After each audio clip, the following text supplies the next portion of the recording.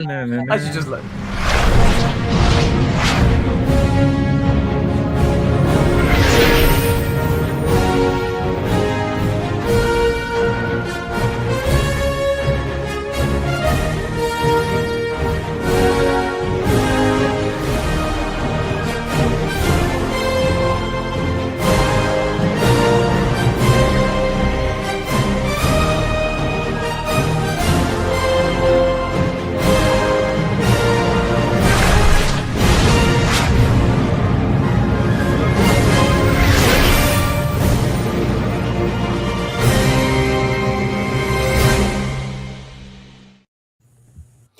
Hello, everybody, and welcome to Silverline Silver Sunday. Hey, I'm about to impress you guys before anyone's even here. So, backflip.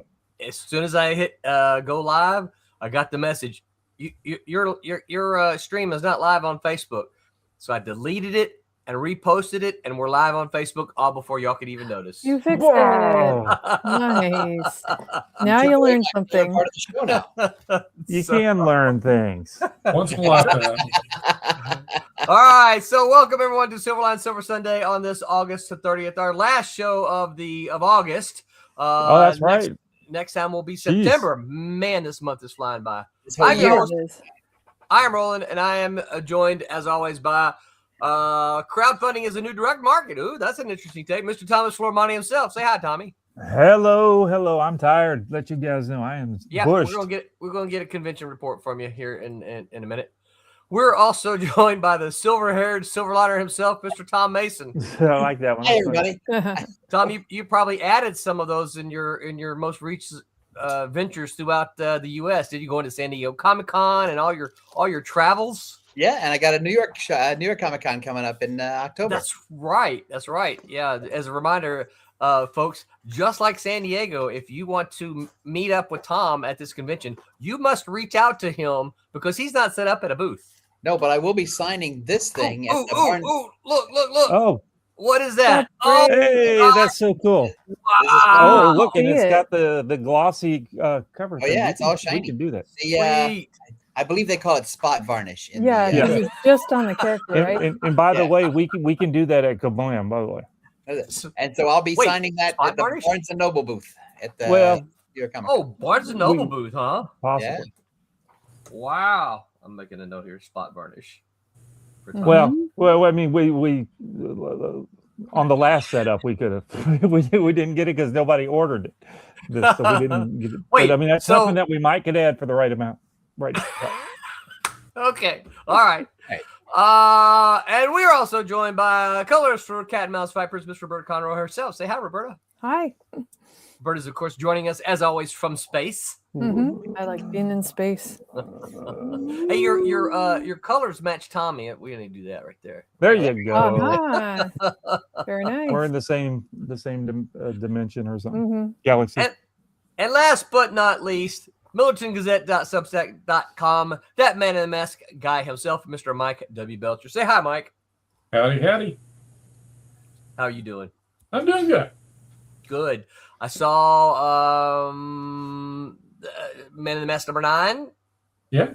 Yep. Tell us about that. It's the end of my first 3-parter. It seemed like I try to keep pushing it as far as how many parts can I do before I exhaust the reader's patience.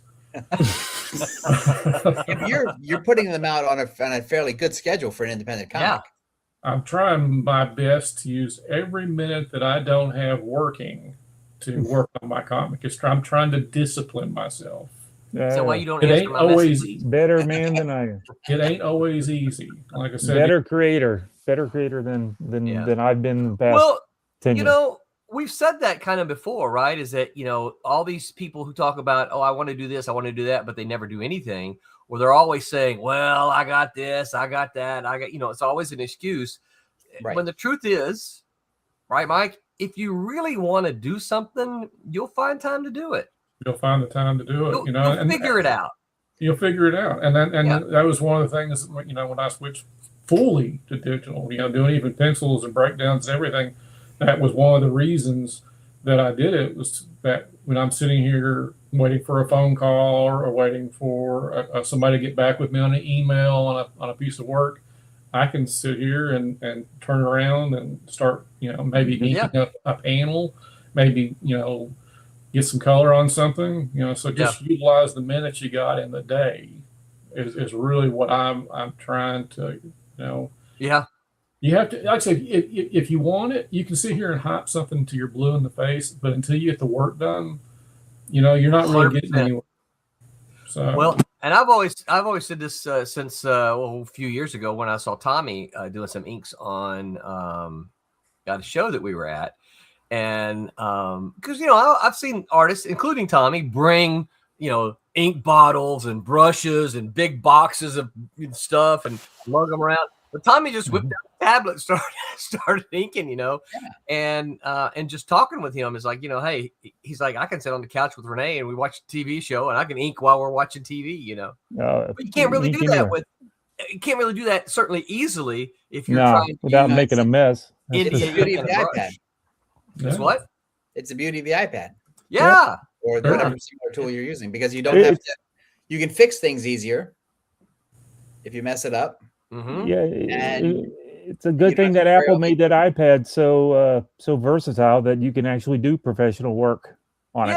And it's portable, completely portable. So Well, I think it's funny, and Tommy and I've talked about this. I think it's funny. Some people say, "Well, I can tell the difference when it's done digital and when it's done by traditional." That's not true because I've tested people. You've been around when I've tested people.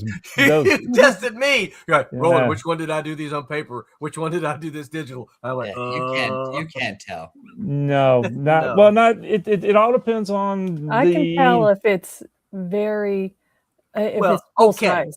How about that? On, though. If it's full size. Hold on, though, Roberta. You are specially qualified, right? Though. Yeah. All right, so because you're zooming, but it's like a printed something or another. No, you can't tell from printed. But also though, Roberta, you are highly qualified. Yeah, right? You are skilled. You have those skills, certain skills. I would say the overwhelming majority of people can't. They're looking at it. They can't tell. No, and they don't care. They right? Yeah. No. Oh, some people care because they've given me hell about it. Some people. But we call those people idiots. Yeah, we do. And I didn't even have to push the sound. That's no. I've had Roland's been there. I've had many a conversation with people talking. That doesn't look the same, and I would hold out two printed things. I'm like, which of these 2 pages was digital and which one's traditional? And they're like, no, they're both traditional. I'm like, you're an idiot because they're both digital. You don't know what you're talking about. I rest my case. I will sometimes grab a book. I usually go to Trump, so I'll grab a book and I'll say, okay, which one of these? There's some of these pages are done digital and some of them are done traditional. You tell me which was done, and they look at it and they're like, oh, that one right there. And I'm like, you're just guessing. Roland was with me in the process of when I was trying to make sure that my digital stuff looked like my traditional inks. Because, I've always been known to have a really nice, dynamic, crisp line. And so I was trying to make sure that my digital stuff looked like my traditional. And I wanted it to look the same too. I didn't want to all of a sudden have a different look. All of a sudden my inks looked like they were done in Corel Draw or whatever. So everything just looked like it. Yeah. So I still wanted it to, so I would turn down the straightening thing, how it's got the deal that'll help you smooth out your lines and everything. So, I've got it's. Yeah, no, you're right. Got a couple comments here. Let's say hi to the people here. Dylan. Okay. Of the lasso, just sound it out. Yeah, that's crazy. Dylan Magoe. Dylan Magoli. I'm just gonna say Dylan. Lasso. Yeah. Dylan says hi. What's up, Dylan? I can't figure out the rest of your name. I apologize. Well, just say it's Dylan 4032. 4032. Pencil for Life says, "What's up, team? What's up, Pencil for Life? Thanks for hanging out with us." He says you can just say Dylan. Okay, thanks. That helped a lot. Show Lloyd the money, says the recliner is a great place to make comics on a table. Lloyd. Yeah, I'm guessing that's Lloyd. Yeah. Lloyd, that was Lloyd from last Bob's week, right? is here. He great says people say Les Gardner's stuff is AI, but you can watch him do it live. And he's been doing it for the last 111 weeks at Wednesday at 1 p.m. Eastern time. There you go. Yeah, Lloyd says it's me. It's me. That was a good show. Yeah. So I'm gonna bring us down here just for a minute before I go around and ask the news, because we got to get a convention report from Tommy. But doggone it, if you haven't seen what's going on over in Nepal, it's pretty heartbreaking over there.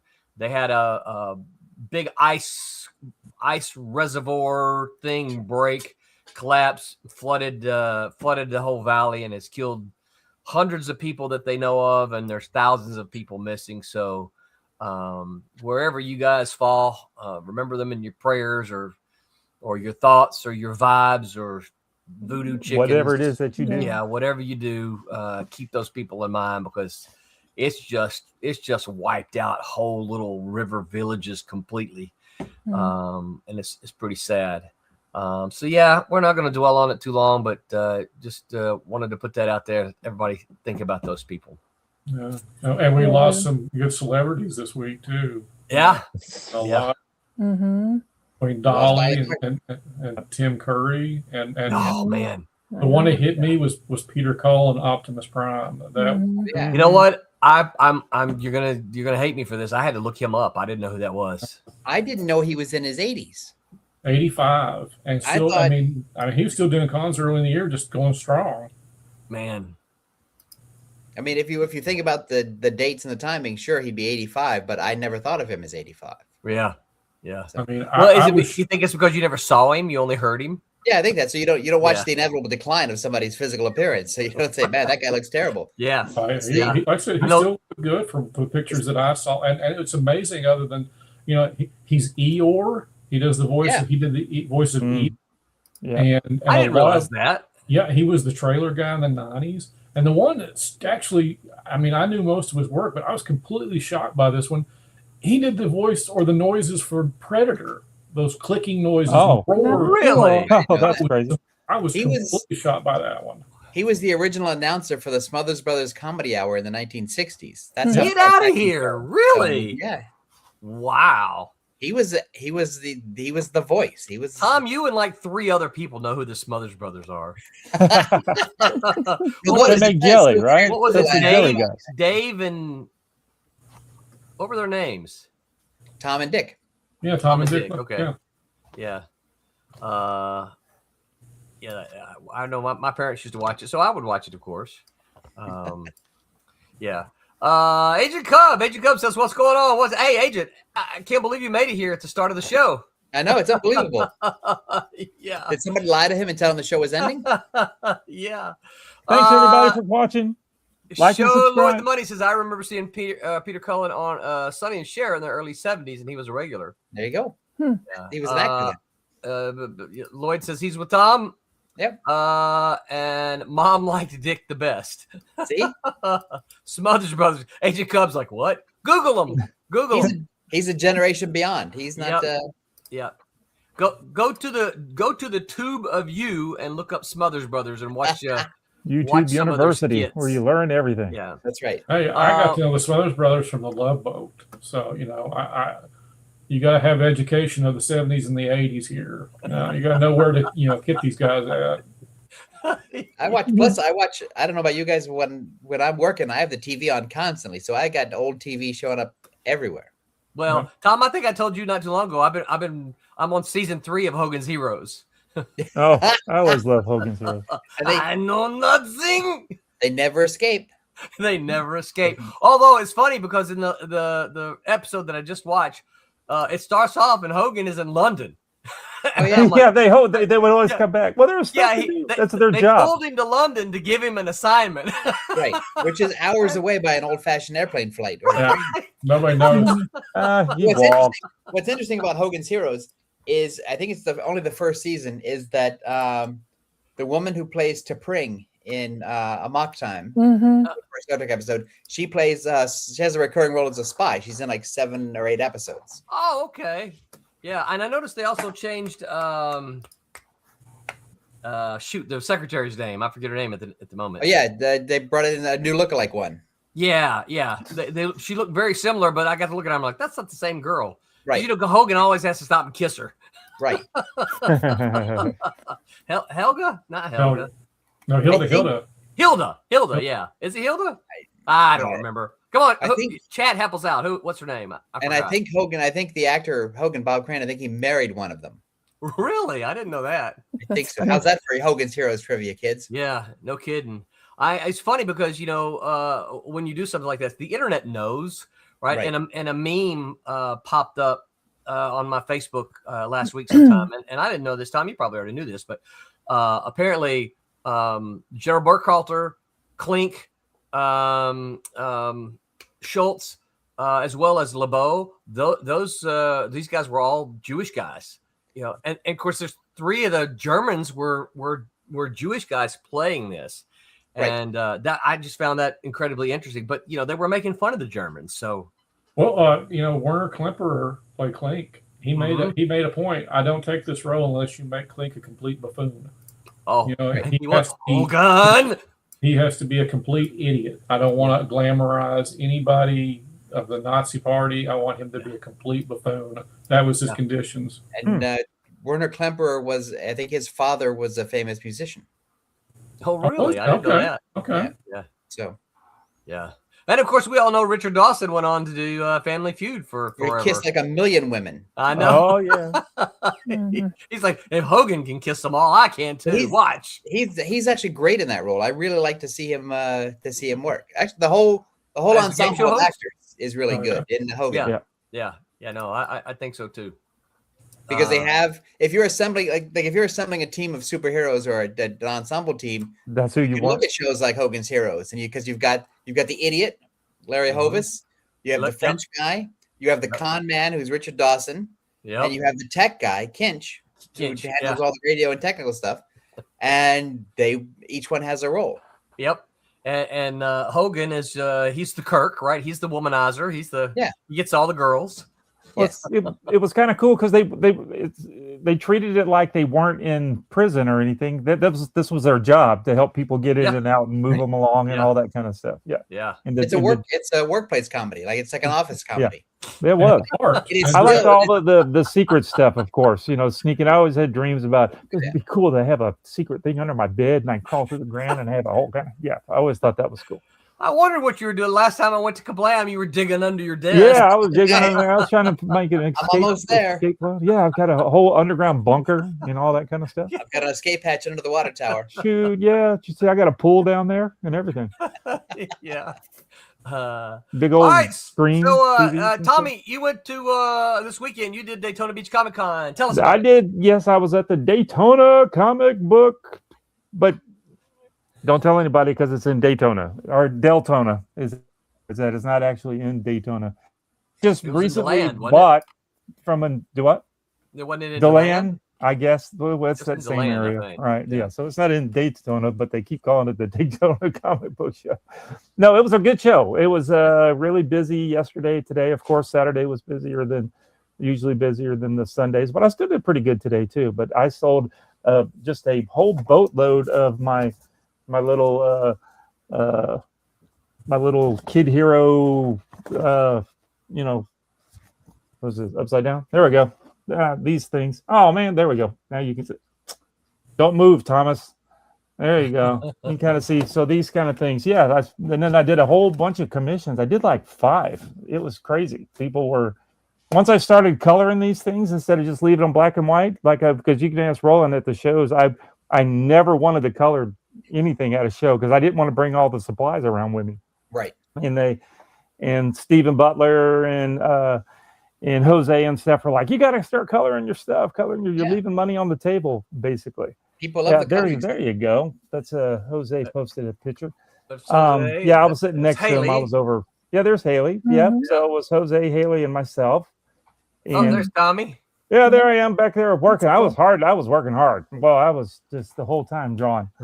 But yeah, no, it went pretty good. Saturday was really busy. So, I don't know. We talked I think the last convention you and I were at, we were talking about maybe maybe look at that, $10. Who in the world had that for $10? Wow. Oh, that's my funny. gosh. Is that the that's double probably issue? over at Tom's table? No. That's issue number 8. That was, yeah, that's my all-time favorite cover of the series. Yeah. Cool. Wow. But no, I guess Jose took that picture. So it was Jose. I didn't take any pictures. But no, it was good. It went really well. We all did well. We all were pretty much on the board. That's what we all call when we're tabling at a show, and whoever makes the first dollar, we're like, oh, I got him on the board. Ha ha, I won. That kind of thing. And yeah, no, it went really, really, I was quite happy. So I did good. Made some money for the cruise coming up. Woohoo! That's right. Hey, when is your cruise? But I do have some news. Hey, wait! You haven't asked off for the stream yet. I'm just not going to show up. No, I'll send you a picture. I'll send you another cruise, a cruise video like I did last time. Where are you cruising from? That down in Miami is where the boat leaves out of. There's 2 ports here where all the Disney stuff, the Disney boats go. One's Fort Lauderdale and one's Fort Lauderdale. You just go around the Caribbean? Yes, yeah, it'll be down there. Actually, the one we're doing this time is going to Cozumel, Mexico, all that kind of thing. Cool. But still stopping at one of it. Yeah. Does Disney have gambling on the boat? Do what? Does Disney have gambling on their boats? I know a lot of cruises have casinos. They do. Most of them do. Yeah, that's one reason why people don't like doing the Disney ones, because there's no gambling. And I don't like. I lived in Biloxi, Mississippi, where there's gambling. I have yet. This is what I've always told everybody. I have yet made enough money that I just want to burn it up and throw it away. I agree. Yeah, I don't. As Tom would say, and we don't want to say any dirty words on here. I don't make the FU money. You know what I'm saying? So I can't just throw. I don't make enough money to throw away money. So Tom might remember my first my gambling story. So when I was at Malibu, I don't know. I'd been there a year or so, 2 years maybe. BJ and I said, "Hey, we're here. Let's go over." Everybody kind of talks about going to Las Vegas, so we went for a weekend or a couple of days, something like that. I don't remember. We said, "Let's go over to Las Vegas and do the Las Vegas thing." So before we went, now you got to keep in mind this was early '90s, but we set a budget. We said, "Okay, we got $250. This is what we're going to spend. Once this is gone, it's gone, right?" And so we make the trip over to Las Vegas. We go on and we enter in the door. And so we're like, okay, what do we do first? So we start doing a couple of things. 20 minutes later, we lost $200. Yeah. I looked at BJ and I said, "Are you having fun?" She goes, "Not really. Are you?" I'm like, "Not really. Let's go do something else." So in the I don't even remember what someone listening might know, but at the bottom of this casino, they had this huge arcade.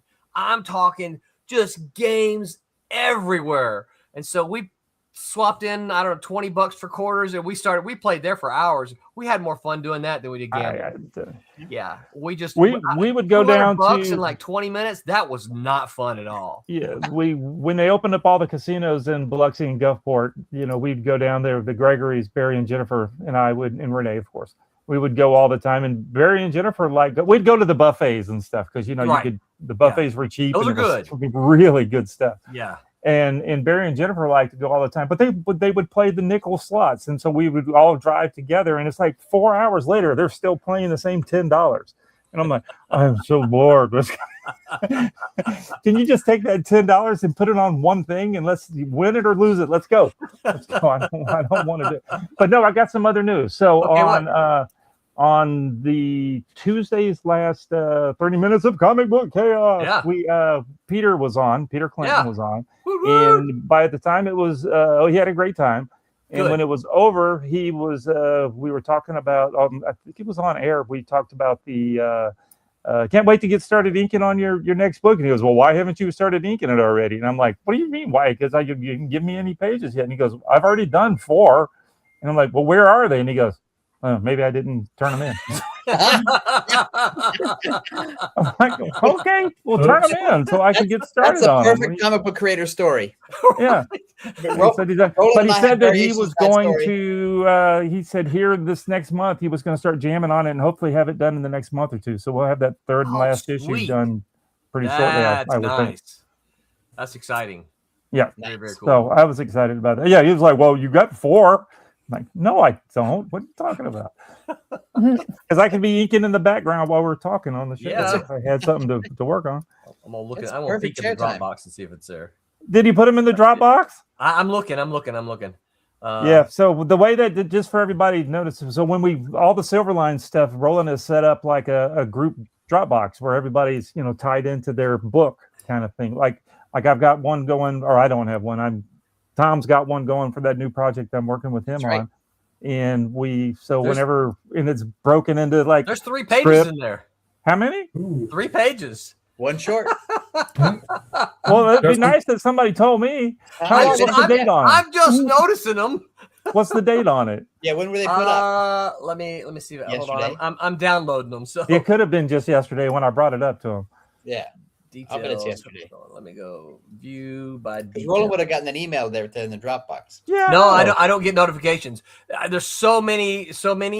Yeah, because Roland's in charge of them all. Oh my gosh! One of them, January, February, March, April, May. May the 9th was the last date. Blacking, no. Oh, as soon as. Yeah, oh Roland. My gosh. You're supposed to let me know. It's Roland's fault. Oh, yeah, I gotta share this page with you. Okay. Oh my gosh. Uh-oh. Yeah. I bet it's gorgeous. It's so. I bet it is gorgeous. too. That Clinton fella, he is terrific. Yeah, he is pretty damn. Oop. He's gosh darn swell. He's a nice British fella. Oh, look at that! Is that a double page spread? I guess that's a double page spread. Cool. Yeah, that is nice. Oh, cool. Look at that. All right. Well, if it's approved, I'll get started on it. Yeah. Go to it. Okay. Yeah, go to it. That looks great. He's such a good storyteller. Boy, he nails that. Yeah. Yeah. All right. So there you go, Tommy. Yeah, I see pages 1, 2, and 3 in there. All right. So that's 2, 3 right there. This is 2, 3. Yeah, right there. Okay. So. All right. Cool. Yeah. Hey, Roberta, we got 2, 3 coming for us. All right. Good to know.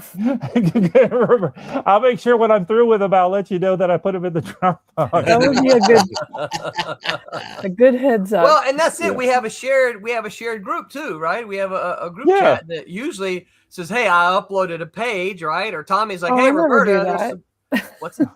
What, you don't?" No, I don't notify anybody anything. Well, because I thought it was just to talk about it. I'll bet Mike doesn't have this problem. Yeah, right. No, I bet he doesn't either. I'm a bear with myself. That's the reason I got a mirror on the other side. I yell at myself. That's maybe that's the reason why he hadn't been so motivated, because he didn't see me inking on him. He thought I was doing something. Oh, Tommy's too busy to ink. Why am I penciling? Well, he didn't finish those 3. Why am I going to start on the 4th page? Hey, Dakota has joined us. He says, "Howdy, y'all. Good morning from Japan." How do you read that? Well, it's got to be Dakota, because it's the only I can't read the name. So, oh yeah. Lloyd says, "Hey, leave it up there. I'll let Google translate what it says." Yeah, Lloyd Dylan translated. Says, "Good job." Yeah, we think so too, Dylan. Dakota says, "Hey, Lloyd." He says, "Is this a business meeting?" Yeah, apparently. We're almost done. Did you miss anything? We can read back the minutes. We're talking about logistics now. And we're moving on to business of next week. Yes, that's right. Who's taking the minutes? Who's writing it all down? So, all right. So that was it. That was Tommy's. Anybody else? Yeah, it was a good show. The show was great. So, woohoo! Yeah. That's good. I'm glad to hear. Point of order. Point of order. Mm-hmm. The first one of you that pleads the 5th, we're booting. I didn't do it. All right. So tonight's we're supposed to be talking about Kickstarter. Is it magic? And we're going to give crowdfunding tips. So let me share one more time here. Chrome tab. There we go. So for those who are paying attention, let me see if I can.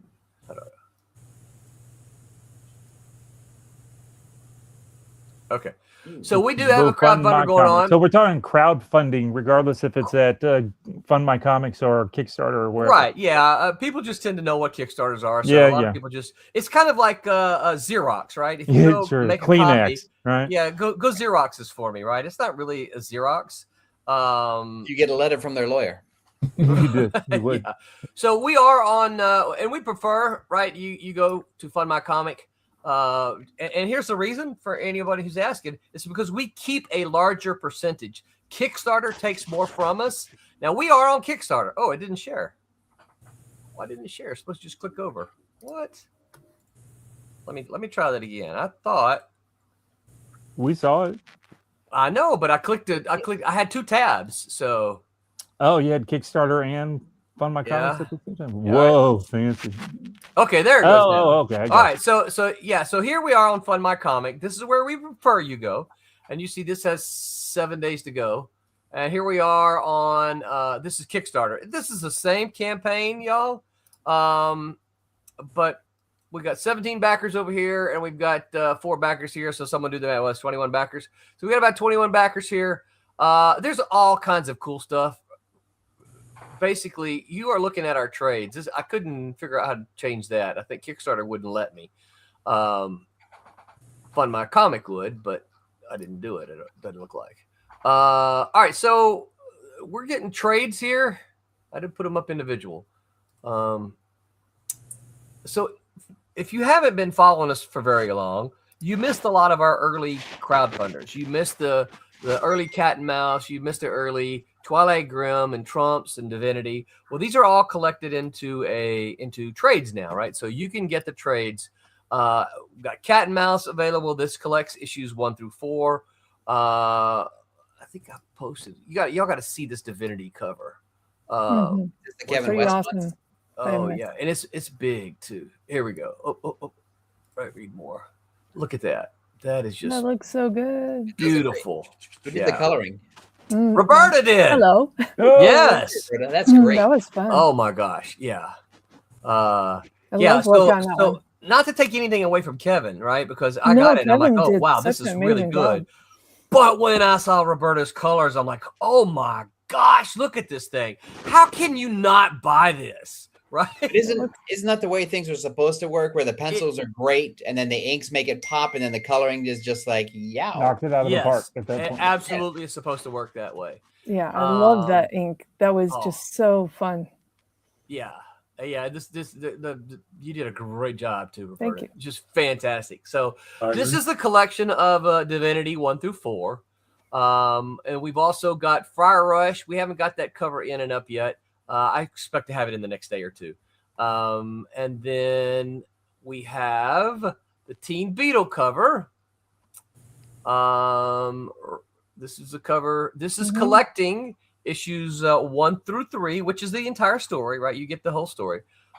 Teen Beetle 1 through 3. You get all the teens and all the Beatles. All the teens and all the Beatles. Who did that cover?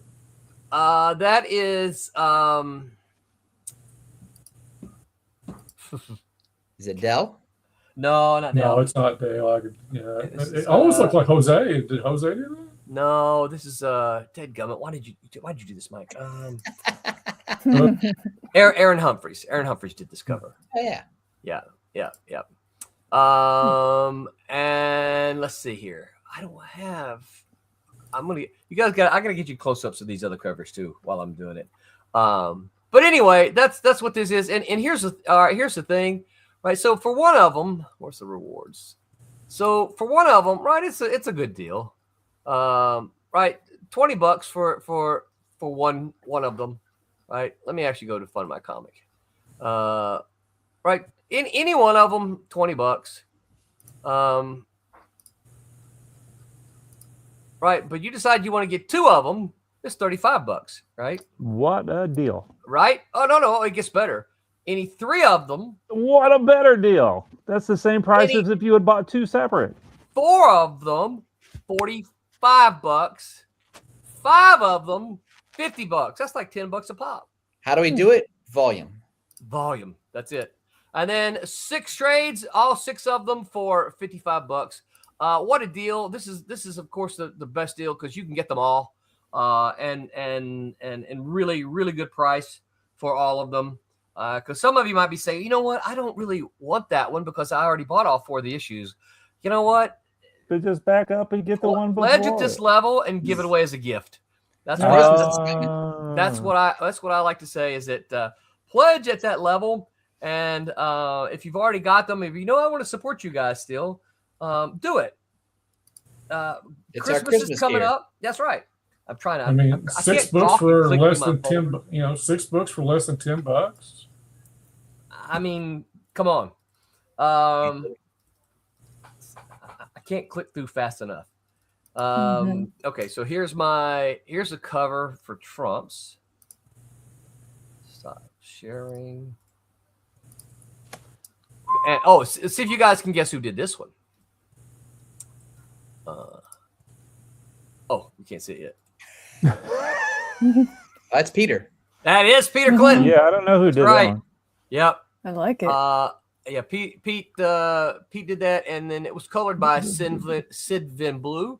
The inks look pretty good too. I'm just saying. Yeah, the ink is it passes. Yeah. When did you find the Dropbox, Tommy? Oh golly, the other day. They let me know about that one. Yeah. Let's see here. What's the other one I didn't get to share yet? Twilight Graham. Let me show you the Twilight Graham one. And this should. Who colored that one, Roland? This Sid Van Blue. Okay, so she colored all 4 issues, didn't she? Yes, she sure did. Yeah. I mean, all of everything, including that's cool. Yeah. And then here's the cover for Twilight Graham. That's done Rob. Rob Davis. Yep. So Mickey colored it. And Mickey colored it. Yep, sure did. Nice. So yeah, there's those of you who here we got some comments here. I switched over from the Meg. Thanks, I appreciate that. Hopefully when you say you switched over, you're on the Silverline channel. Don't forget, hey Tom, whoa, Tom, what do you have to tell people? Hey, don't forget, you got to like and subscribe, kids. That's right. That's the only way. That's the only way I get a raise is if you hit the like button and then you subscribe. That's right. And Dylan says that's a great cover. I love colors. Yeah. I think that Kevin West is going somewhere. I think he's going to be a star one day. I think he will be. Yeah. So I show these to promote our crowdfunders, of course. You guys get over there and back them. Silverline Comics, crowdfunder.com. But also, it isn't magic, right? It's these are crowdfunding tips. So Tommy, I'm gonna put you on the spot since first thing you said was your thing says crowdfunding is the new direct market. Explain. I feel that getting stuff in the stores is still, a comic shop is still is a goal. It's a good goal. There's nothing wrong with doing it. But I think the direct market means directly into the hands of the buyer now. And I think that's through like Kickstarter, that kinds of stuff, crowdfunding. So I think that, to me, that has taken the place of the new definition of direct market means directly to the consumer in skipping the store. That's what I meant by it. Can I add to that? I'd like to add to that. Go for Please. it. I think that because most stores order to the pull list, they don't take chances on new stuff. That one of the ways that you can only find new stuff, if you're not going to shows, one of the ways that you can only find new stuff is by trolling through or scrolling through Kickstarter or the other crowdfunding sites and just see what everybody else is doing. Yeah. Yeah, I've mentioned it many times. I'm good buddies with a guy that owns a shop in Biloxi, Mississippi, Scott Hoverman, the 3 Alarm Comics guy. Yep. And his big shop supporter is of indie comics. Yeah, for the most part, but he's still you'll go and he'll have a few, but he's still heavily with Marvel, DC, Image books, some Dark Horse stuff, some of the Dynamite stuff, the rent payers. Some of them, and he's doing really well. His shop, he's he's got cash coming in. The people are still buying books, but they're buying those books. Are you suggesting he is absolutely doing well? That's true. That is true. He makes fun of it too. He's just like, this is, but he's ordering what the people are asking him to order, and he'll I make had a shop, I would do suggestions the same thing of stuff. Yes, you have to do whenever that. I have a new book, I bring it to a shop, and and I give him copies and stuff because I know the printer. So I bring him books, and and he sells them and that kind of stuff. But that's not what they're looking for. Yeah, they're still just one. Yeah. So I really think direct market is like crowdfunding. You got to have those online stores selling right to the. That's just my thought. That's what I think of direct market now when I hear direct market. Well, so let me toss this out at you. So one of the things, and I think we do see that with a lot of crowdfunders, as particularly some of the ones that are wildly successful. Oh shoot, the ISM guy, Chuck Dixon's doing some stuff for him now. I'll think of his name in a minute. Eric July. What's that? Who? Eric July. Eric July, right? Eric July.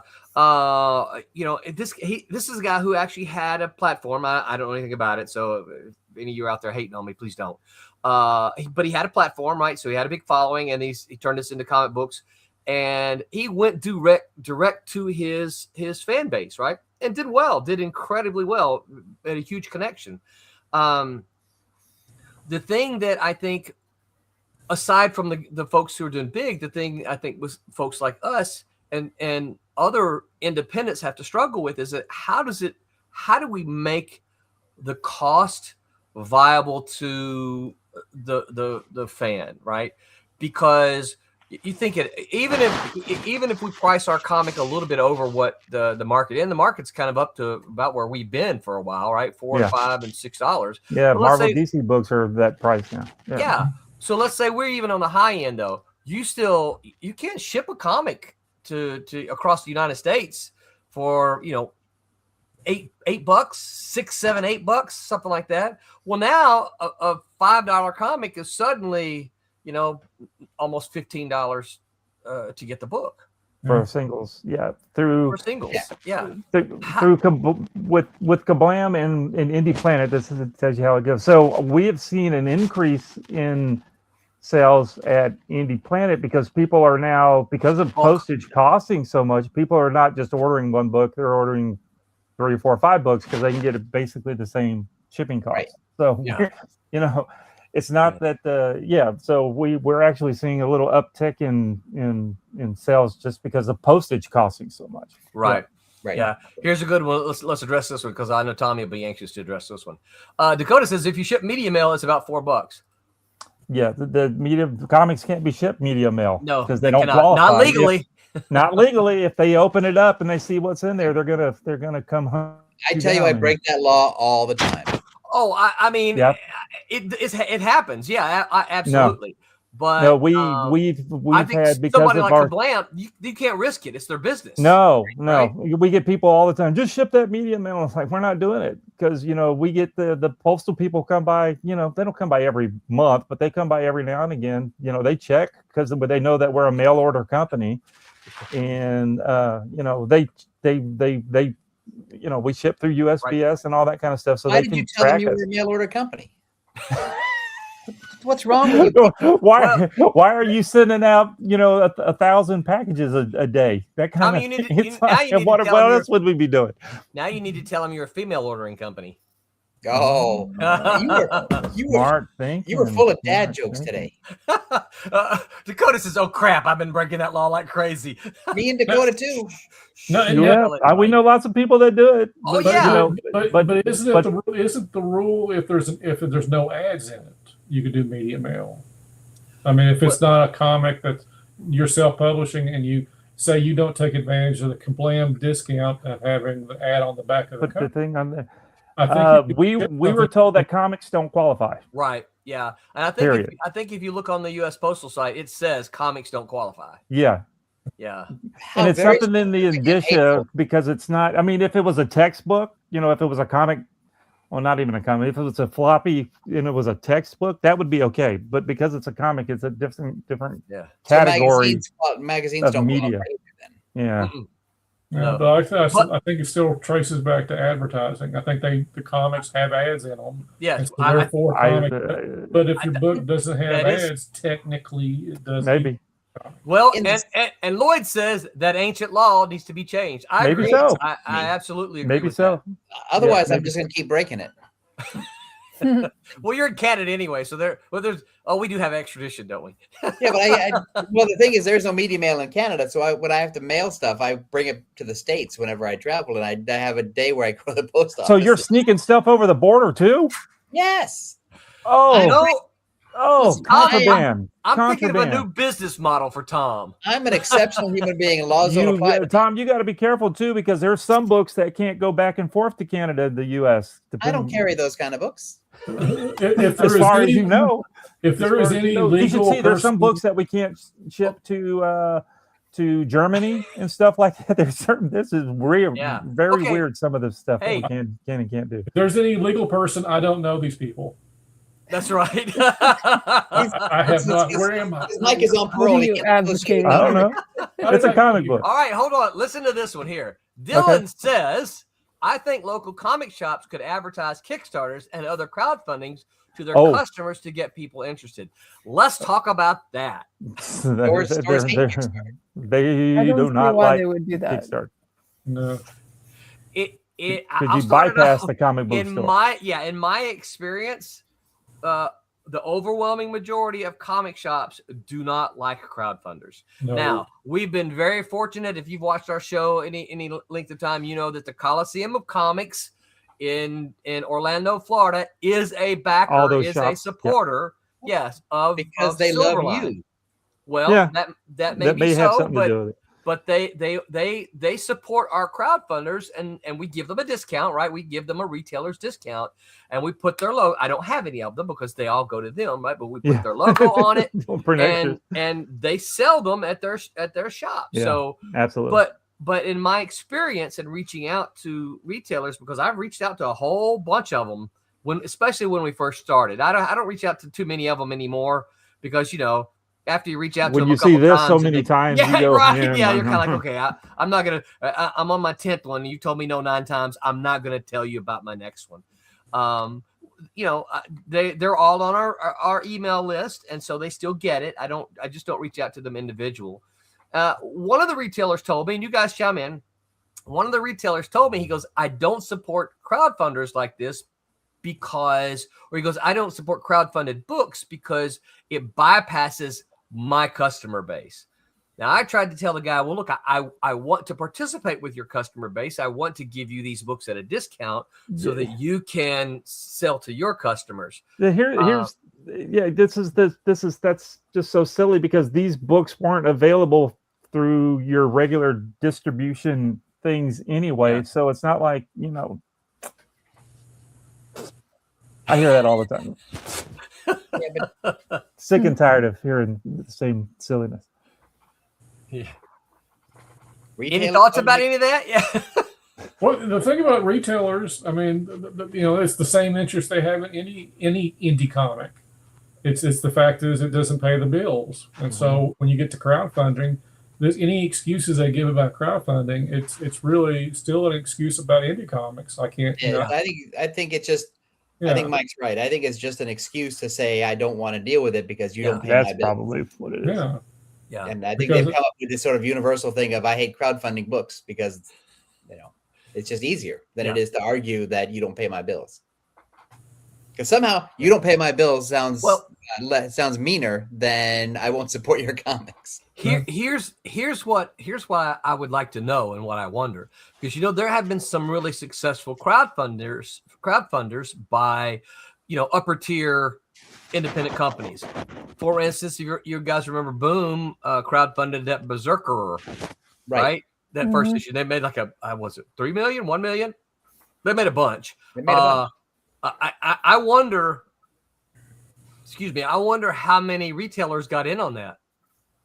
Well, it depends because some people are really shrewd about that. When you're going to be doing those kind of numbers, you can do a retailer pack Right. For the retailers, or you can do a special retailer edition of the crowdfunder, or you can come out with a direct market edition almost immediately, so that retailers still get to participate in the joy of earning money. I think the It seems retailers like- had a special cover for that. Yeah. I'm looking. Plus, it's Keanu Reeves, so Yeah, there was 14,500 backers. Right, which is a lot for a Kickstarter book. It's a lot, and that's great for an indie comic, right? Right. It seems like shops are the store owners, the managers, whatever, the people that order the stuff are they don't want. I'm trying to put this in a way that doesn't sound bad. They don't want anybody to do their books through Kickstarter, because you're, like Roland's saying, you're bypassing the store, but then they're, it's hurting my head. Let me think about what I was going to say.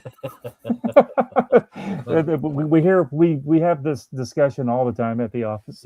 People are mad about shops and stuff. Yeah.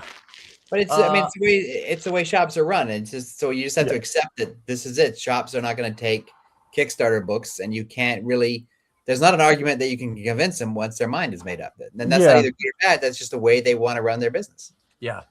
Yeah. And they're like they're penalizing the creator, the publisher for going the Kickstarter route rather than trying to put it in, whatever diamond is available at the time, where they weren't selling any. So they're trying to make a nickel by doing it through Kickstarter. And then thusly, now you're a bad guy because you bypassed us and went the other direction. That's kind of that's you broke the rules, so we're not going to support you. The one thing I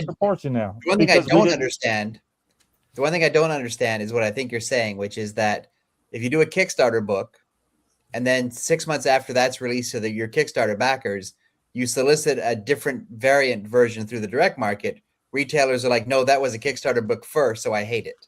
Yeah. That's what I don't understand, because that to me is, if you could sell it, it was right. Because all those people in your store weren't, then you're buying then you're losing money.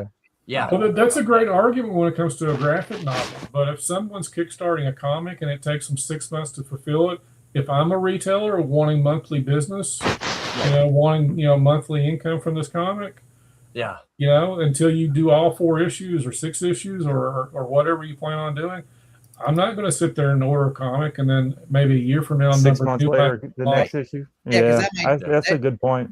Because also because some of those books, when Kickstarter funds, it could be you paying for it now, but it could be 6 months before you get the thing you paid for. Right. So I think Mike is right. That's probably part of the retailer argument too, is I can't pay for something in June that I don't get until December. Right. Yeah, that's the shop can't afford it. Yeah. Right. Because it's just tying up their money that they need that money to every 30 days. Because unlike the Silverline, it's not like the Silverline books. We try to have the books, 90% done, 95% done when the Kickstarter is running, the crowdfunder is running. But a lot of the people are using the money that they're making from the Kickstarter to help pay to get the book done. Yeah, that kind of thing. Here's something I want to kind of interject, and I've been curious for a while. Do you think the people that do crowdfunding, as far as sponsor crowdfunding, do you think they almost, people like Silverline that actually deliver on a pretty, regular basis, they're so used to books that are spaced out or not done? Do you think that crowdfunders think, well, I don't really need to support them because they've already got the book done, or they've already got that's something I've kind of noticed, that, when you look at people say, the risk and reward there at the bottom, hey, the book is done. And then you look at, how much they got. It's like they barely get their quote. See, it's like, like there's no struggle there. Like people who invest in crowdfunding, like they don't need the backing because the book is done already. Right. You're not helping out the creator. So it'd be better to say that, I need 10 grand so I can pay everybody to get this book done, and then all of a sudden it comes out next week. Right. Yeah, funds. It's like those Christmas appeals where they have people with diseases that you should give money to at Christmas. Mike, you may be on something. That might be true. Yeah. I don't know. This is something I've been curious about for a while, because again, crowdfunding is supposed to be like struggle. I'm trying to fulfill my dream. But then you have people using it for distribution. And do you think the crowdfunders, almost the people who sponsor, who do regular? Well, it's a testable hypothesis. Yeah. Mike cracked the case. It is. Well, so here's a question. Here's another question that goes along with that, and somehow we're a little bit off topic, but we're kind of on topic. No, that's part of it. So Kickstarter's been around for a long, long time now, right? Huh. So who knows when Kickstarter started? If there was only a device that you could 1947, right after the war. 1947. Dang, it's been around for a while. Kickstarter officially launched in April of 2009. Okay. Nice. Oh, really? I thought it was. Here's a good one though. Drums of the Serpent, who is actually Dakota on his computer, because it's easier to type, isn't it, Dakota? The book is done doesn't mean the book is printed, though, right? That is correct. Right. But I think you still need the money but some people need the money to pay, Yeah, but to Mike's printer, but to pay folks to work on it and all that kind of stuff. And to Mike's point is that when people say the book is done, that means the struggle is over because they don't understand about printing. So that's so someone looking at considering backing or going, oh well, they've already got it done. They don't need my money because the book is done. You're just paying. The book is done, but you got to print it. Well, you're just paying a printer. If the book not being done, I got to pay my artist. I got to pay my writer. I got to pay my letter. I got to pay my colorist. That's kind of a struggle where it's like, poor me, I'm so sad. I'm not going to have Christmas for my children unless you let me finish this book. But the problem with that is that, with Kickstarter anyway, they do not want you running a second Kickstarter until the first, that previous one is shipped. Yeah, you've got to ship. So if you're trying to do it, treat Kickstarter as a store. I opened a second account. Yeah, I know you did. We're not. Well, that's why as soon as you print, as soon as you ship, you got to have your next campaign ready to go. Well, but that would mess up the deal about what Mike was talking about by saying that, I need the money so I could pay to get the book done, not printed, but get the book done. So if you're trying to do like a monthly thing or a bi-monthly thing, that's going to throw off you trying to run the next Kickstarter. I don't think people care. I think it's just like, I gave my money on Tuesday. The book is in my hands on Friday. It's like, that's great. That's awesome. Right. You would think that's what people would. They're going, hey, how'd that happen? How did they do the last 20 pages that fast? It's the magic of comics, kids. Maybe the first money thing motivated us. Well, we're talking about things that the magic part of Kickstarter. Maybe the first thing that should pop up says, this book is already illustrated. You're paying. This is a store. Buy the copies and we'll send them to you. Maybe that's the way to write it. And so people won't sit there and do what Mike's talking about. Yeah. Well, they don't need the money because they've already got the book done. I like the poor, pitiful me approach. Yeah, I think that might be a way to try. We should try it. I'm a poor, struggling orphan at Christmas, and I need to finish my book. Yeah. It was my grandfather's dying wish that I finish this comic book, and so that's right. We need $10,000 to finish it. Dakota said, I had a friend who did not understand Kickstarter ask me why the book wasn't already done by the time of Kickstarter. Well, and you know what? That's a good question, of the people. Right? A lot of people still don't understand. Yeah. Right. What it's not their job to understand. Right. They don't care how movies get made. They don't care how the refrigerator keeps their food cold. They don't really care. It's just dance for me, monkey. Yeah, I know. Yeah, most of my family, whenever I have a book that comes out and I try to send them over to get the book off of Kickstarter, they're like, I gotta wait a month to get this thing. Why I'm ordering it now? Why can't you ship it to me? Why can't you just give it to me when I see you? That's really what they want. Roland, you've had to have this experience too, where you show somebody a comic book that you wrote, and their first question is, "Did you draw this?" Oh my gosh! Right? people don't understand because it's not their job to understand. No. Tom, and here's about half of the time. Here's the next part of that conversation. Oh, you're just the writer. You're just the writer. Dance for me, monkey. Give me my funny book. Yeah. Your job is to entertain me. Dakota says, and the same friend asked me why there wasn't a subscription option right after backing the Kickstarter. I know. A really fun conversation. I had a friend who wrote a comic. He was really proud of it when it came out. He gave the first issue to his brother. And like a week later, he asked him if he'd read it, and his brother said, "I'm about halfway through it." It's a comic book. Wow. They don't take that long. It's not a You novel. half through the comic. How many words was in this thing? It must have been a really lot of 2 text. bathroom trips, and you could have it done. I'm glad you said it, Tom. I was thinking it. Not a good sign. No, it's Lloyd luck. said, Support me. just the Read my book. writer. I hate Yeah. that sentence. Lloyd gets it. Yeah. Yeah. Dakota said he hasn't been to the bathroom in that time. Yeah, I probably not. Yeah, well, so here's another part to this, I think, and this may be some of what kind of Mike was saying is that, one of the things I talk about, and you guys are probably talking with people about this as well, when people ask about making comics and everything, I tell, especially like my students, I'm like, making comics is the easy part. Selling it is the hard part. Yeah. Right? I mean, you can learn to write, you can learn to draw, you can learn to color, you can learn these things, right? And to get it, heck, even printing it, right? Where's my Printing it used to be the hardest part of comics. Yeah, right?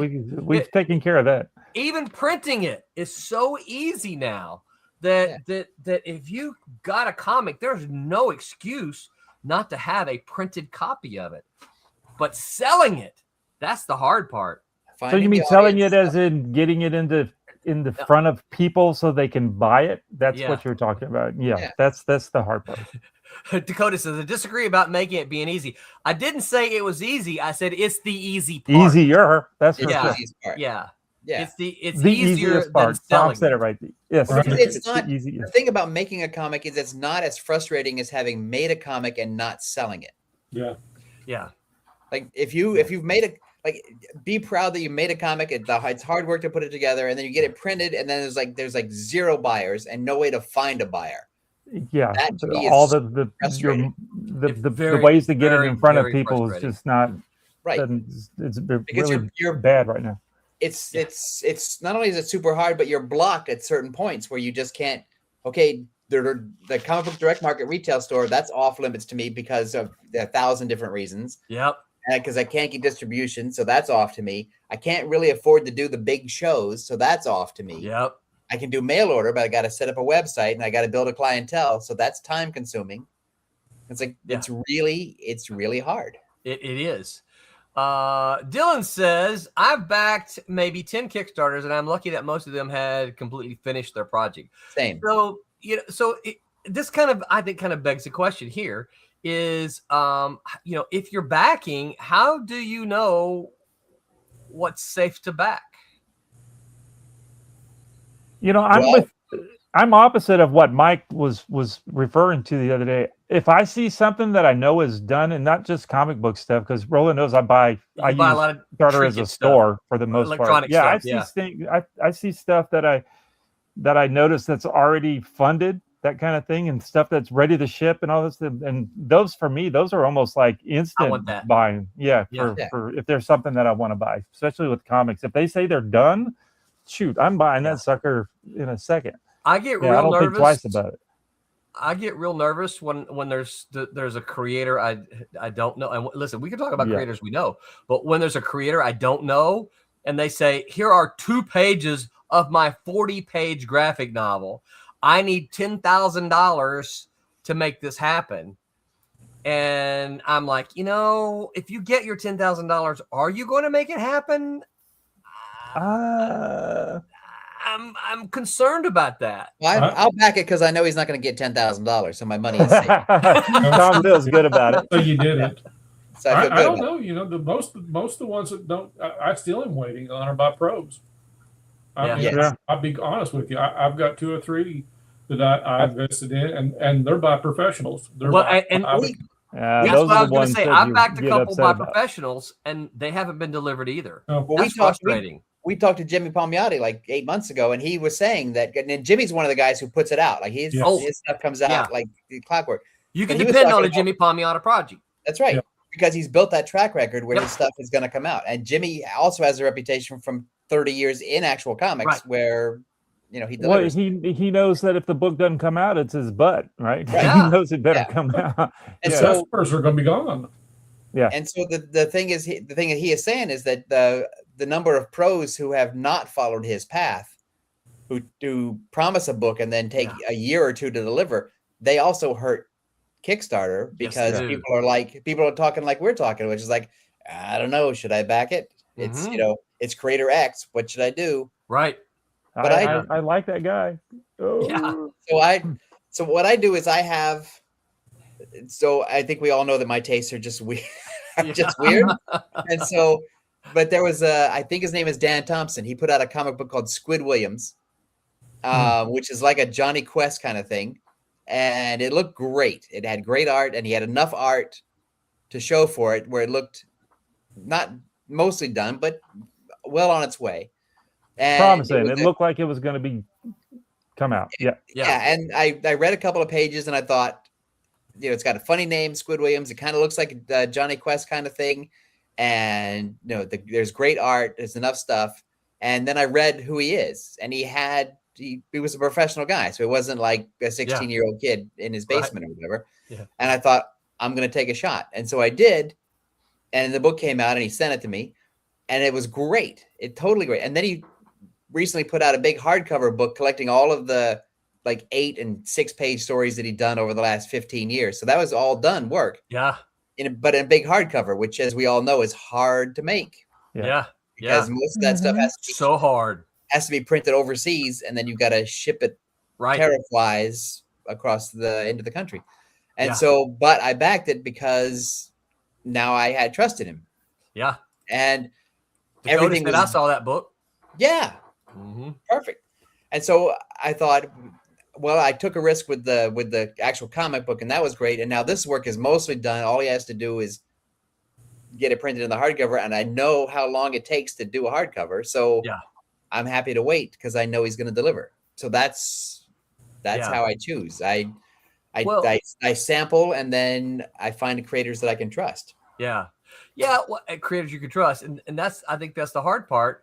Dylan says, good question, Roland. For me, some of the creators that I backed have YouTube channels, and in their videos, they mentioned that they can't stand waiting for Kickstarter as well. Right. I mean, I get it. But again, no names here. And Mike, you and I might be talking about some of the same people. Is that there have been a couple professionally produced. I'm like, oh, this person's making a Kickstarter.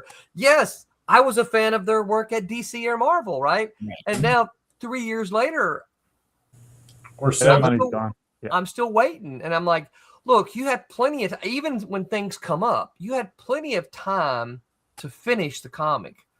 What's happened? Why did you just take my money?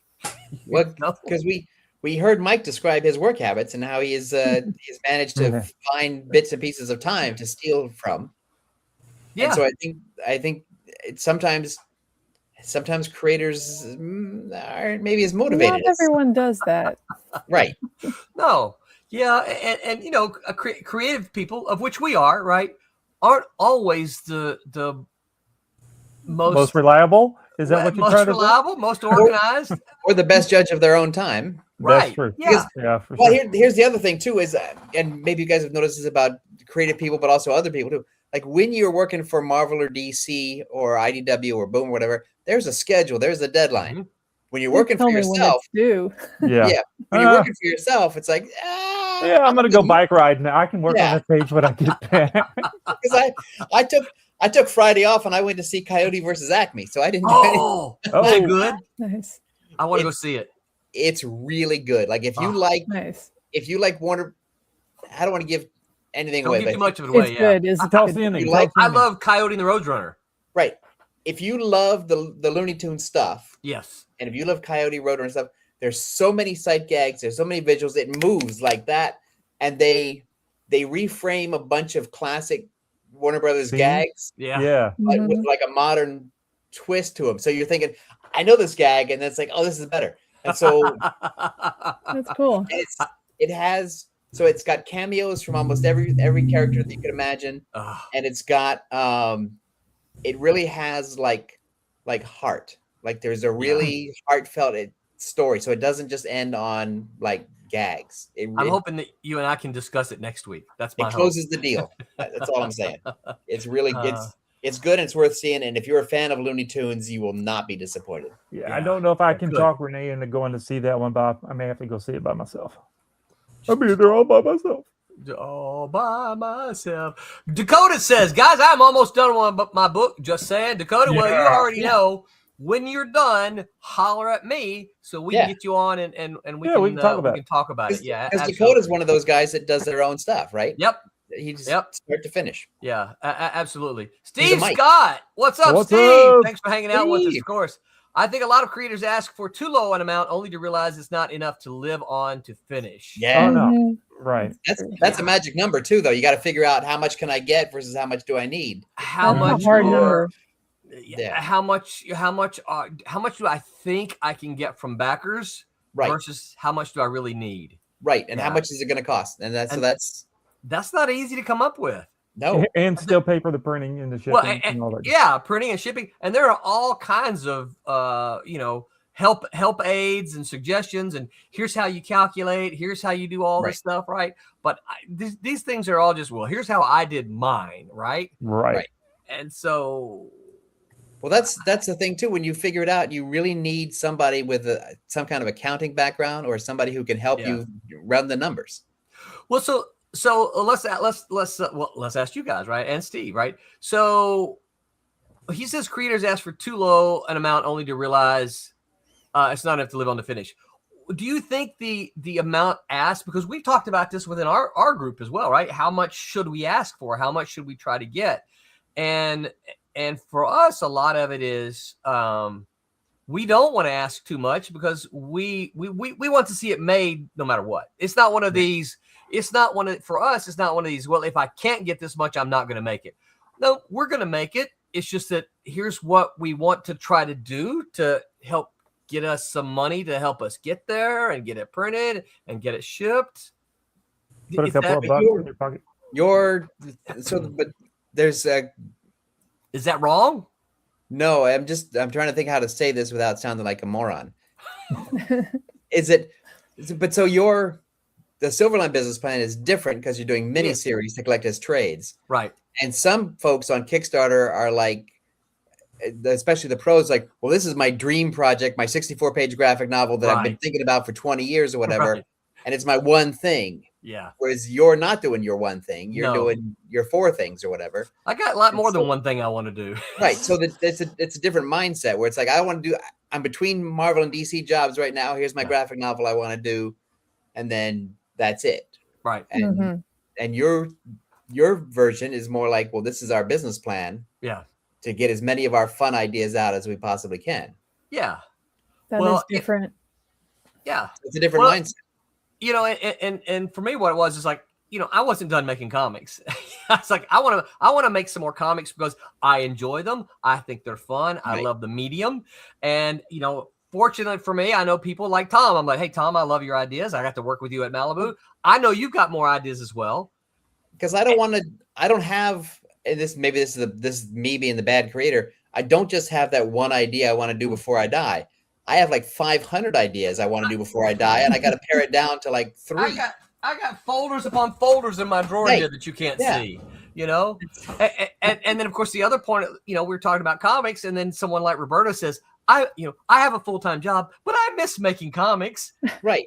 I drop Roberto an email, goes, you're like, do you miss making comics? but then I look at a guy like Mike who is driven by a singular vision for his one comic, and I think, man, I don't know if I could pare myself down to one idea. So I really respect a creator who can just like, this is me. This is what I want to do. This is my thing. And, bang, zoom.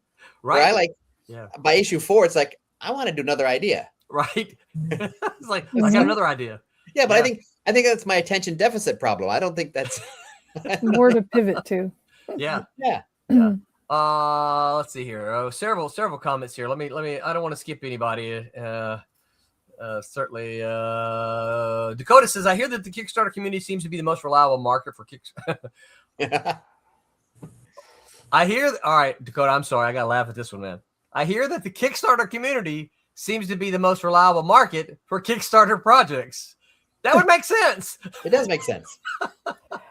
As I in thought other, as I opposed think to it other was the myth. platforms. Right? Yeah, I guess so. Maybe or that's a viable way to sell books. Maybe that's what the comment meant. David A. Scooterez, David, good to see you here. Appreciate you joining us.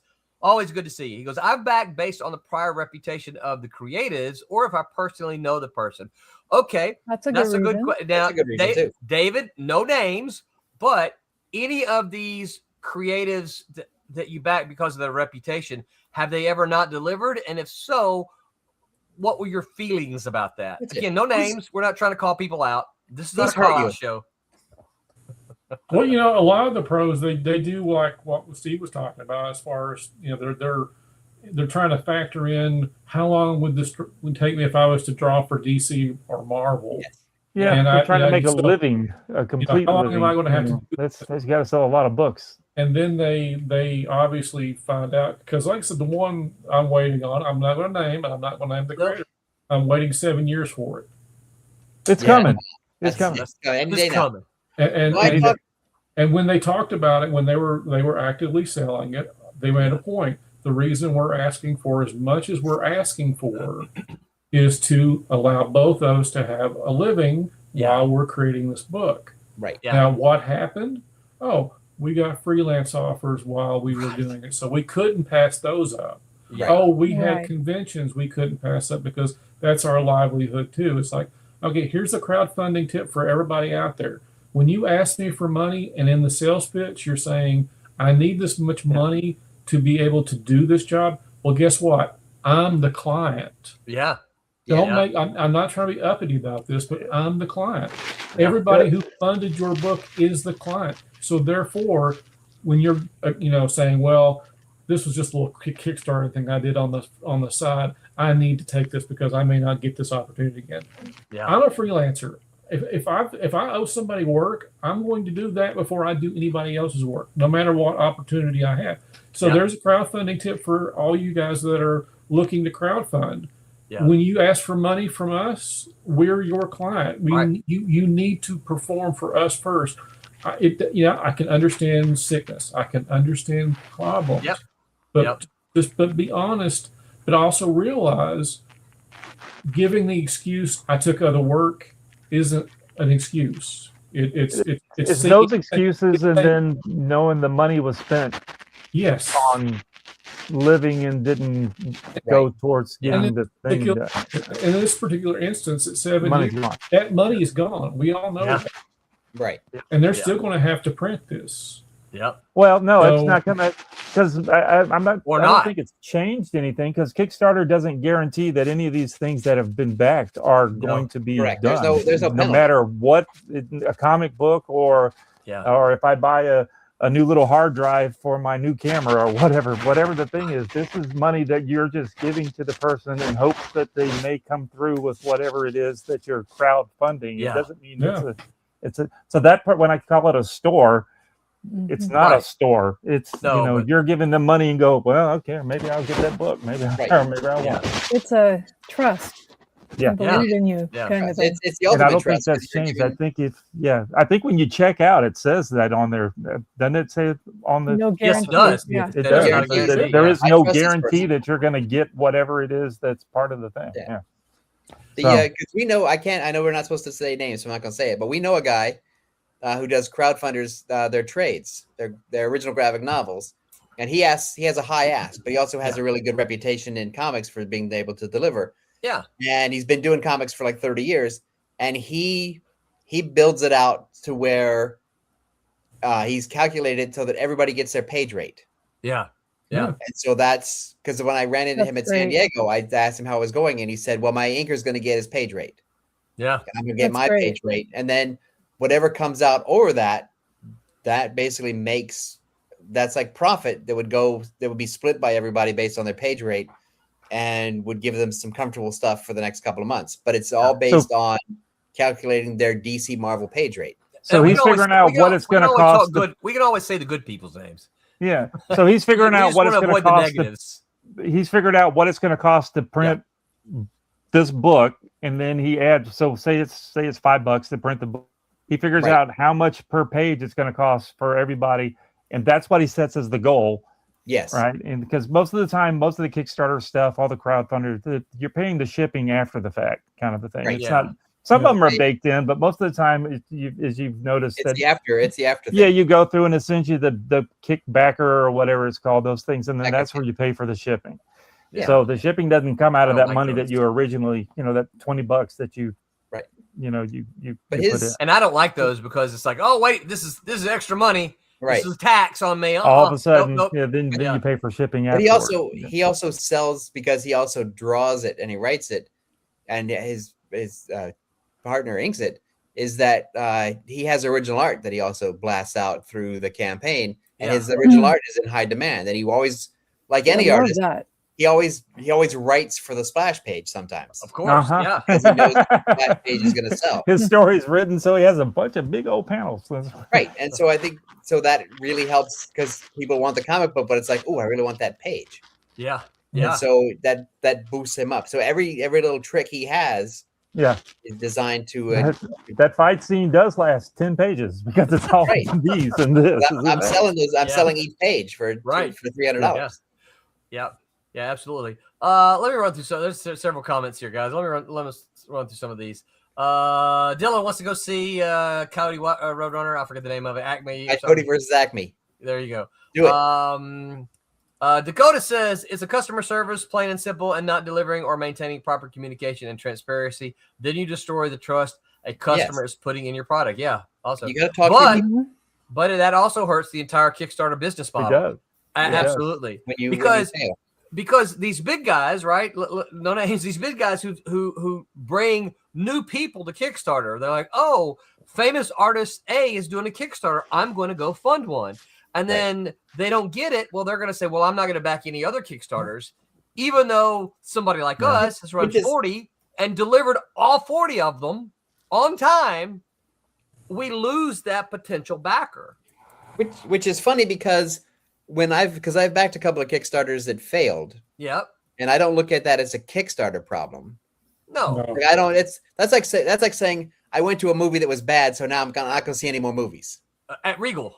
Yeah, I'm blaming Regal. Right. It's like no. These Kickstarters. When a Kickstarter fails and I don't get my book, I blame the creators. Yeah.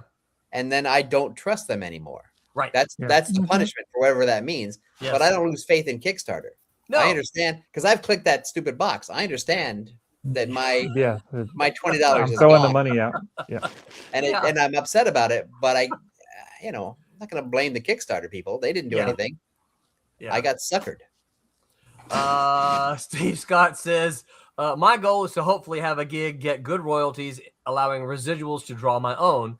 So many comics I want to make too. Yeah, that's it. Right there. And then he goes, not that royalties can happen much these days. Oh, But also, I think that I understand the desire to, like, if you work for Marvel or DC and then you suddenly there's no work and you want to do a Kickstarter to fill in that gap or whatever, and then you abandon it because, Marvel and DC called and you're back freelancing again.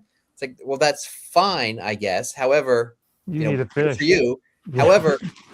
However, making your own comic of your own thing is a better career path long term than just working for Marvel and DC, because they'll cut you out. They'll drop you like a hot potato. Yes. Whereas a thing that you create and own, you created and owned that.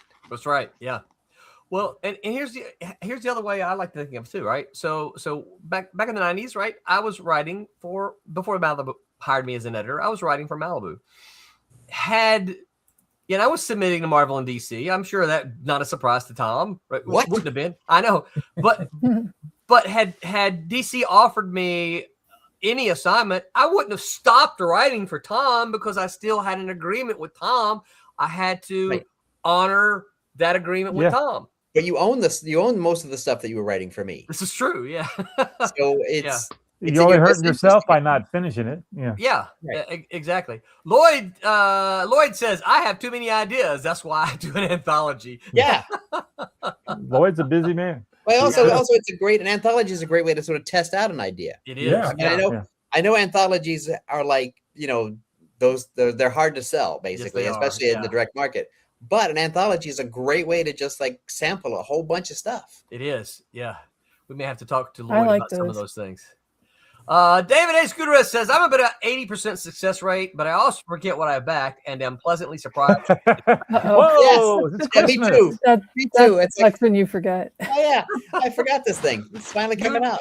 Well, you know, you could go to Kickstarter and you can click on that little button and it'll show you a list of all the. I did that the other day. There's all these dog toy things that I bought for Gabby, and none of them shipped. I bet there's $100 worth of junk that I bought that's never going to ship. Like, so here's a common theme for tonight. Steve Scott says Mike is right again. Very, very common theme. Rob Davis says Mike's got the right idea. Yeah, Mike's always right. But the thing about what's up, Rob Davis? By the way, Mike understands how the business works, and Mike understands customer service. And Mike is also building an audience through a separate thing that ties into his comics, but is not comics. Like you can follow Mike for free at his Substack. That's right. Actually, here I'm gonna pull this one up. All right. So Steve Scott says 5 watching, give a thumbs up. So I can't show you the numbers, Steve, but there are more than 5 watching. I'm watching. There's at least, I can't do math. Anybody know? There's at least 6 times that many. So yeah, you guys give a thumbs up, give us a follow, give us a like. Math. I was told there was no math. Yeah, I had you didn't see me because I was doing it off camera, right? But I was doing this right here. That's 1, 2, 3, 4, 5, 6, 30. Lloyd says Mike is like Bo. Mike knows. He does. Rob Davis says taking the weekend off for family and relaxing back in the studio Monday. Rob, you probably missed it, but we showed your Twilight Grim trade cover earlier in the show. So and it's cool. It is very cool. Dakota's his hands were gross. Don't hide your sausage fingers. Well, this happens every week, fellas and gal. Time has flown by. We've been here almost an hour and a half. Any final thoughts, final suggestions about Kickstarter not being magic? I think Kickstarter is fantastic because I found there's problems, sure, and stuff sometimes doesn't happen or whatever, but I found some stuff that I was never going to find otherwise. Yeah. And I found creators that are new that I never heard of that made great stuff. And so for me, that's the risk is worth that reward. So, I mean, you got folks like Brian Polito doing all of his, not chaos, I was going to say chaos, the Coffin comic stuff. Comics, he's not going through the shops, he's doing it all on Kickstarter and everything. So, although I think he does offer them after. Is he? At a retailer tier. Yeah. Okay. I think Billy Tucci does too. I think he does, a retailer after he runs a crowdfunder. It's been a while, but I haven't seen the Diamond catalog in more than a year. But when there used to be a Diamond catalog, I had seen it wasn't a big deal. It's just like Coffin Comics. Here's this trade, right? But it's because Billy and Brian have a position in the industry where retailers find it hard to say no because they do bring money. Yes. So right. It's that weird tier where there's a certain level of success where the industry will pay more attention to you, and you've got to get there. And that's an enviable position for an independent comic creator to have, because you're right. They can't say no to a Billy Tucci. They can't say no to a like a Jimmy, Brian Polito or Jimmy Palmiotti. Yeah, these guys are well established. They've got a huge fan following. And that their product is going to move. And so retailers trust that. And I would add that Jimmy and Brian and Billy have done a great job of networking the industry people. So so retailers, distributors, people who would help comics get into the marketplace, they work the refs. Yeah, absolutely. Yeah. How about this? Dylan, don't go yet. Dylan says, this was my first show. I had fun. I'm surprised that it's almost been an hour and a half. We are too, always. Thank you for watching. Have a good night. I'll see you next time. Dylan, every Sunday night at 8 p.m. We're here. We're talking comics, and it pretty much goes like this all the time. Love to have you join us on the regular. Are there other shows? I'm not there yet. Oh. Yeah, if someone was interested in this show, Roland, is there something else they could follow it up with? Yeah, what else could they do? That's what they be doing. Like, maybe on a Tuesday. If they're Roland's like, Thomas, shut up! I've got a little schedule over here. I'm writing this. I'm going down the bullet. Anybody have any appearances or shows we're going to do this weekend before I get there, Tommy? Anything upcoming for the week? No, you and I got 2 more at the end of next month, but other than that, yeah, I don't. My next one's not until September. Tom, when is New York Comic Con? October 8th, 9th, 10th, and 11th. Okay, so you're in still the beautiful city of New York. And the Marvel book comes out when? October 15th. Me and Paul Levitz have a book coming out the same day. Nice. Sweet. And I am going to kick his ass, sales. there you go. You show him. Yeah, and you're going to be on a shared panel with him too in New York, right? He's going to be moderating a panel that I'm on. We're talking about our respective books. Stuart Moore is going to be on the panel, and Jim Zub and a couple other people. Show your book again, Tom. Yeah, I swapped emails with Jim Zub back before he became Jim Zub. Yeah. So cool. Right notice the spot varnish. That's right, varnish. Look October 15th. But by the way, everyone, that book is available for pre-order on Amazon. Yes, it is. So also at my parents' house. Make sure you go pre-order it so that they get lots of orders, so they'll last time to do second volume. That's right. Well, I've got it. I've got a second idea ready to pitch. So there you go. I need to test. That's the way it works, right? Yes. Be ready. Okay, Tommy. On Tuesday, finally, that Silverline show on Tuesday, the gang talks about how comics appeal to fans and creators and why they have lasted so long. Why do people like comics? This is on Tuesday at 11 p.m. on all the channels that you see here. All we the have a good topic channels. like that. That's right. On Wednesday, they call it suspension of disbelief for a reason. The Wednesday Whammers are going to talk about real science versus comic book science. That is Wednesday at 9 p.m. Don't miss that. Next week, we've got some big news for everyone here next week. So everyone here, be sure and tune in. We'll give you the big news. But we're also going to be talking about comics media and how it's changed. For those of you old enough, you could probably remember magazines like Wizard.